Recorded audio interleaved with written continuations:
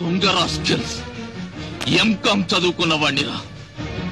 Taxation గురించి అడగండిరా చెప్తాను.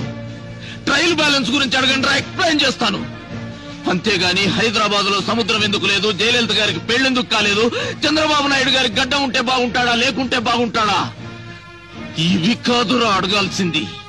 Upper caste అంటే డబ్బున్న వాళ్ళు, లోయర్ క్యాస్ట్ అంటే పేదవాళ్ళని ఎవరు చెప్పారా? ఈ రాష్ట్రంలో ఒక చేత్తో డిగ్రీ పట్టా, మరో చేత్తో కాలిన పట్టా పట్టుకొని తిరిగే వాళ్లలో జంజం వేసుకున్న బ్రాహ్మణుడున్నాడు. పేరు చివర రాజు, రెడ్డి, చౌదరి, నాయుడు అని తోకలు తగిలించుకున్న అగ్రవర్ణాల దరిద్రులు ఉన్నారా? రేయ్, ఆల్రెడీ అమ్ముకున్న ఉద్యోగాలకు ఇంటర్వ్యూలు పెట్టి మమ్మల్ని ఏడిపించకండిరా. ఉద్యోగం వస్తుందన్న ఆశతో ఈ బట్టల ఇస్త్రీకి 3 రూపాయలు, బస్ ఛార్జీకి 5 రూపాయలు, అప్లికేషన్ కి 10 రూపాయలు అప్పు చేసి ఇంటర్వ్యూకి వస్తావరా? అంబేద్కర్ గారు ఎప్పుడో చచ్చిపోయి బతికిపోయారా? బతికుంటే మాత్రం ఆకలేసేవాడికి ఎందుకు రిజర్వేషన్ పెట్టలేదని కాళ్లు పట్టుకొని అడిగేవాడినిరా.